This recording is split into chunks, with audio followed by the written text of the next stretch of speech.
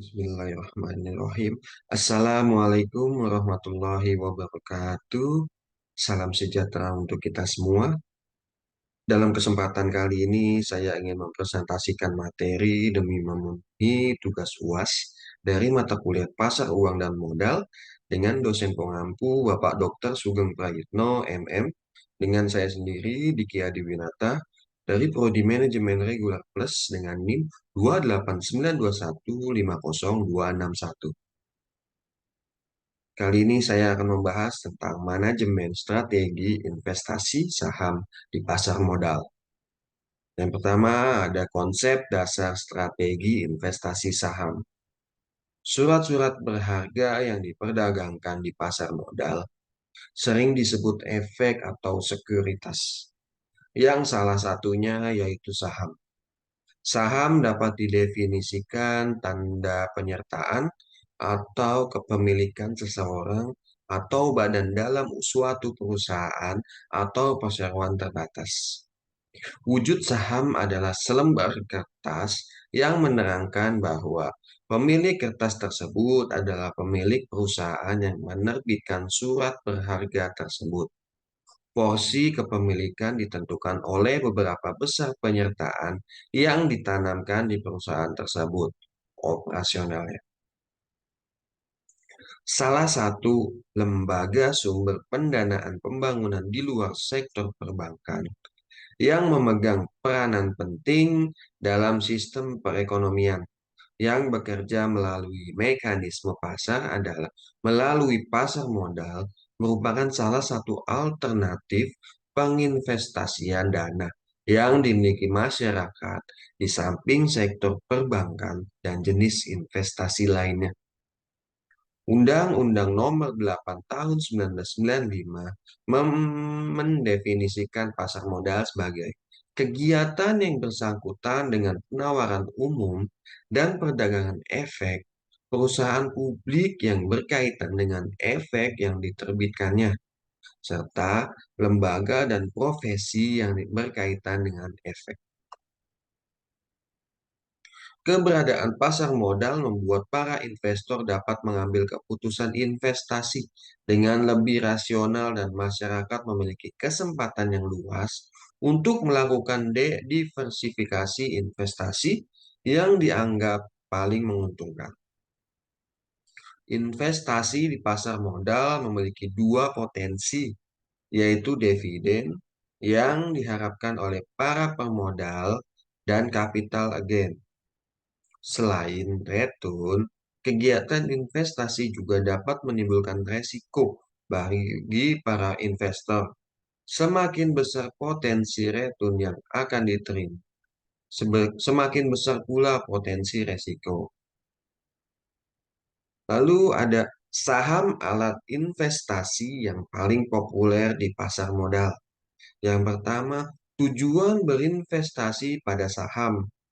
Tujuan berinvestasi pada saham adalah mendapatkan return atau keuntungan yang berasal dari selisih harga jual dengan harga beli atau capital gain. Dengan relatif lebih cepat dan dividen yang memberikan penghasilan berjalan, menurut Muel dalam Sri Zuliarni, pergerakan harga saham dipengaruhi oleh banyak faktor.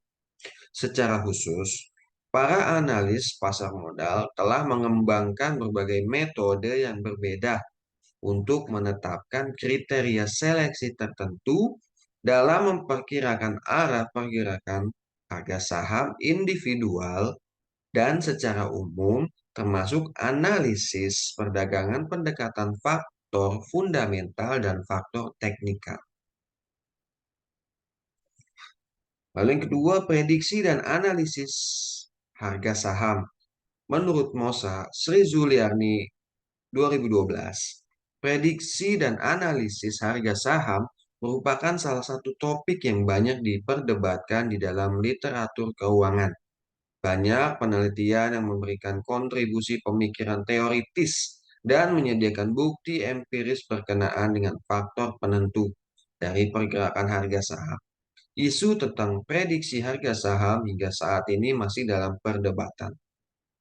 Dalam memprediksi pergerakan harga saham, terdapat dua teori dalam pendekatan riset di pasar modal.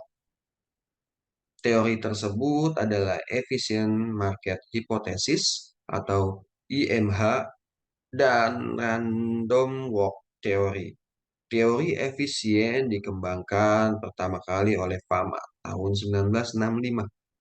Dalam penelitiannya, Fama menyimpulkan bahwa pertumbuhan harga saham secara harian mempunyai korelasi yang sangat kecil.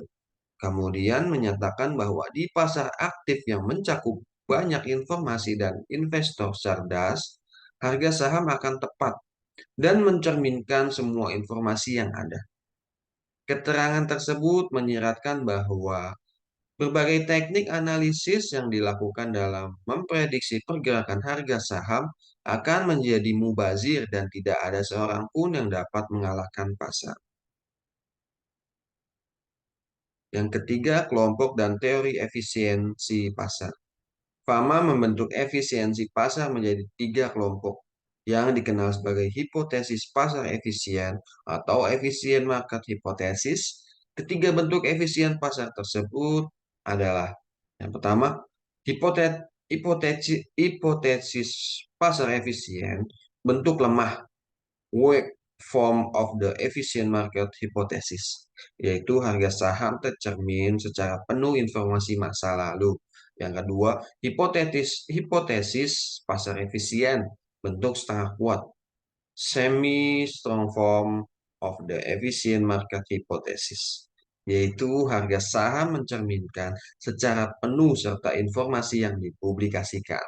Lalu yang ketiga, hipotesis pasar efisien bentuk kuat, strong form of the efficient market hypothesis, yaitu harga saham secara penuh mencerminkan semua informasi yang tersedia termasuk informasi privat. Lalu yang keempat, pendekatan fundamental dalam efisiensi pasar. Filosofi dasar pendekatan fundamental cukup dekat dengan teori ekonomi klasik yang menyatakan bahwa harga akan bergerak ke arah seimbangan untuk mengurangi perbedaan antara harga saat ini dan nilai sebenarnya. Menurut argumentasi teori ini, nilai perusahaan atau harga saham dipengaruhi oleh faktor-faktor fundamental seperti ekonomi industri dan kondisi perusahaan. Harga saham dinilai berdasarkan nilai intrinsik saham atau nilai fundamental. Analisis investasi di pasar modal memungkinkan panggung informasi untuk dapat memanfaatkan keadaan pasar yang tidak efisiensi yang menyebabkan harga saham menyimpang dari nilai wajarnya. Menurut Tomset, analisis fundamental adalah metode penelitian yang mempelajari informasi dasar keuangan untuk meramalkan laba, penawaran dan permintaan, kekuatan industri, kemampuan manajemen, dan faktor-faktor intrinsik lainnya yang mempengaruhi nilai pasar saham dan analisa pertumbuhan. Yang kelima, ada faktor-faktor yang mempengaruhi harga saham. Faktor eksternal yaitu yang mempengaruhi harga saham disebut sebagai resiko pasar. Resiko pasar juga disebut sebagai fundamental makro dan bersifat uncontrollable karena tidak dapat dikendalikan perusahaan. Penggunaan variabel makroekonomi secara umum akan mempengaruhi rata-rata harga pasar saham. Mereka menggunakan variabel makroekonomi masa lalu dan menemukan bahwa variabel makroekonomi secara sistematis mempengaruhi return pasar saham, meliputi yang pertama, selisih antara suku bunga jangka panjang dan jangka pendek. Yang kedua, inflasi yang diharapkan dan inflasi yang tidak terduga. Yang ketiga, hasil produksi industri. Yang keempat, selisih antara obligasi kelas tinggi dan kelas rendah. Dalam konteks ini, faktor fundamental makro hanya dibatasi pada faktor makroekonomi dengan indikator inflasi, tingkat bunga, kurs, dan pertumbuhan ekonomi karena faktor ekonomi merupakan faktor yang paling banyak mendapatkan perhatian dari para pelaku pasar modal. Lalu ada analisis teknikal dalam investasi saham. Yang pertama, makna analisis teknikal. Menurut Suad Husna, analisis teknikal adalah upaya untuk memperkirakan harga saham, kondisi pasar, dengan mengamati perubahan harga saham tersebut pada waktu yang lalu. Pemikiran yang mendasari analisis teknikal adalah harga saham mencerminkan informasi yang relevan. Informasi tersebut ditunjukkan oleh perubahan harga pada waktu yang lalu. Oleh Krenity, perubahan harga saham akan mempunyai pola tertentu dan pola tersebut akan berulang. Harga saham yang tinggi mengindikasikan bahwa saham tersebut aktif diperdagangkan. Apabila suatu saham aktif diperdagangkan, dealer tidak akan lama menyimpan saham tersebut sebelum diperdagangkan. Hal ini mengakibatkan menurunnya biaya pemilikan dan pada akhirnya menunggu nilai bid-ask spread atau tawaran meminta penyebaran.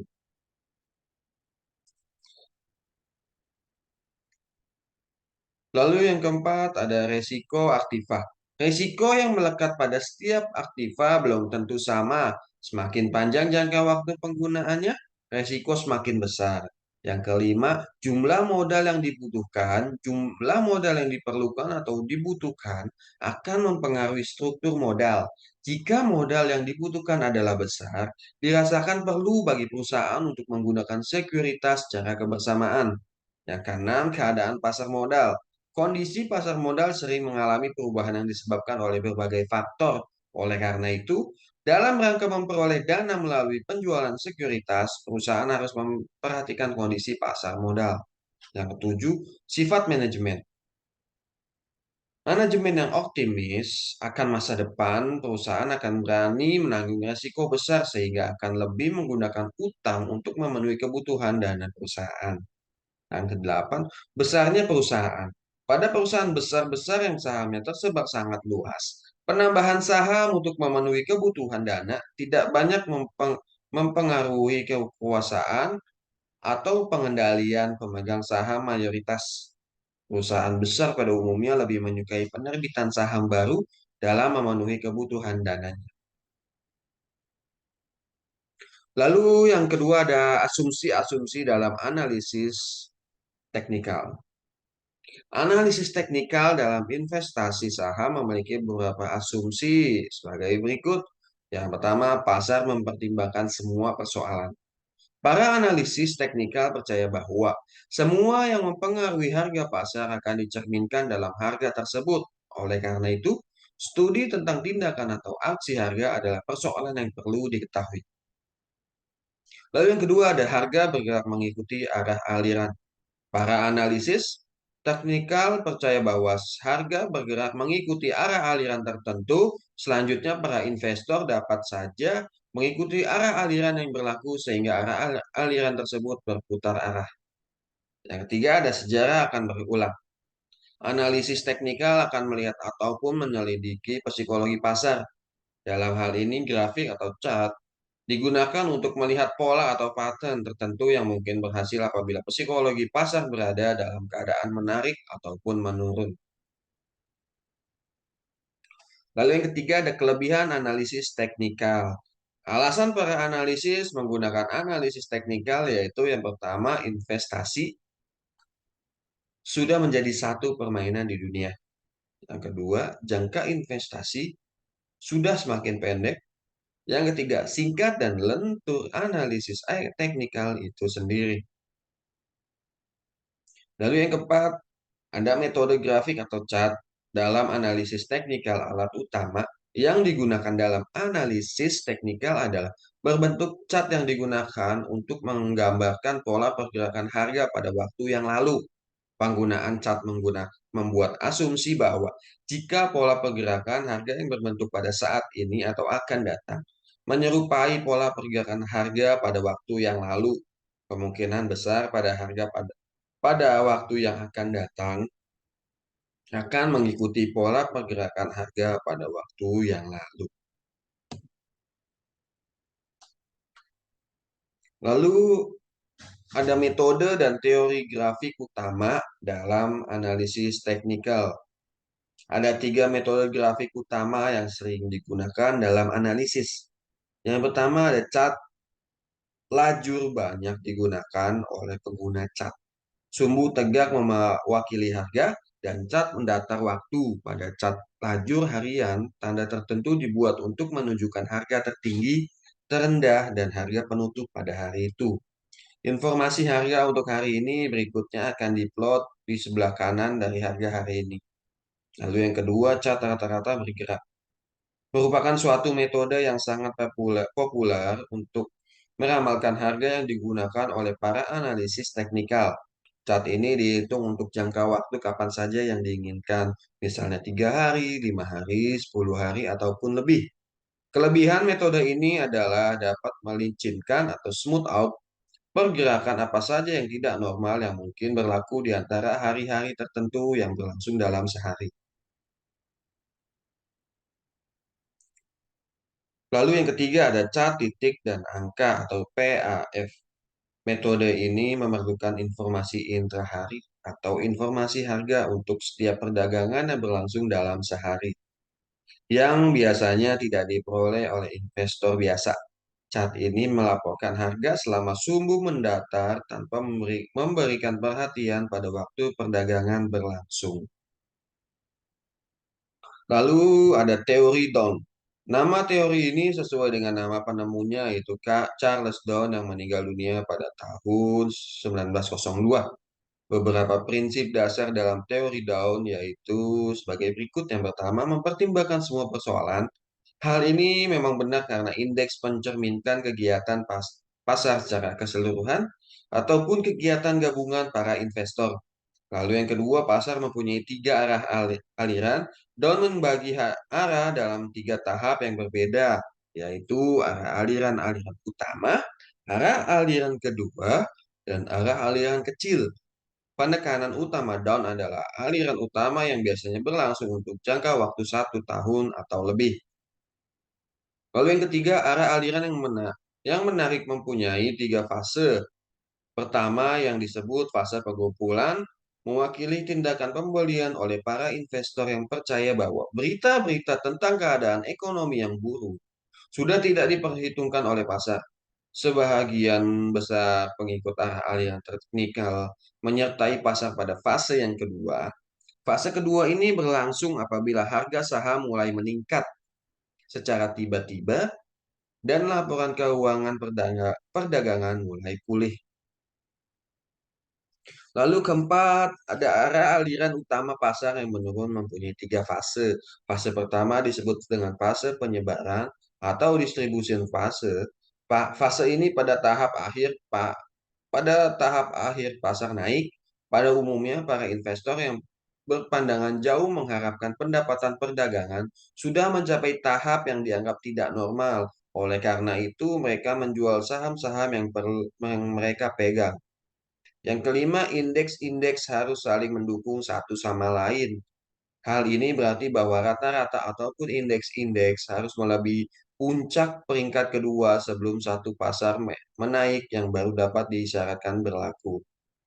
Yang keenam, volume mendukung arah aliran dan menganggap volume sebagai faktor-faktor yang juga memainkan peranan dalam mendukung isyarat-isyarat yang dihasilkan pada cat harga.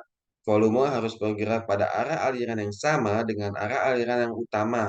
Hal ini berarti dalam keadaan pasar yang menarik, volume seharusnya meningkat apabila terjadi rally dan menurun apabila terdapat pembetulan. Hanya harga-harga penutup yang digunakan, maka pemecahan harga secara intrahari tidak dianggap sah. Lalu yang kedelapan, suatu arah aliran itu dianggap masih wujud apabila terdapat suatu isyarat yang pasti bahwa ia sudah berubah. Sekian presentasi dari saya, kurang lebihnya mohon maaf. Terima kasih dan wassalamualaikum warahmatullahi wabarakatuh.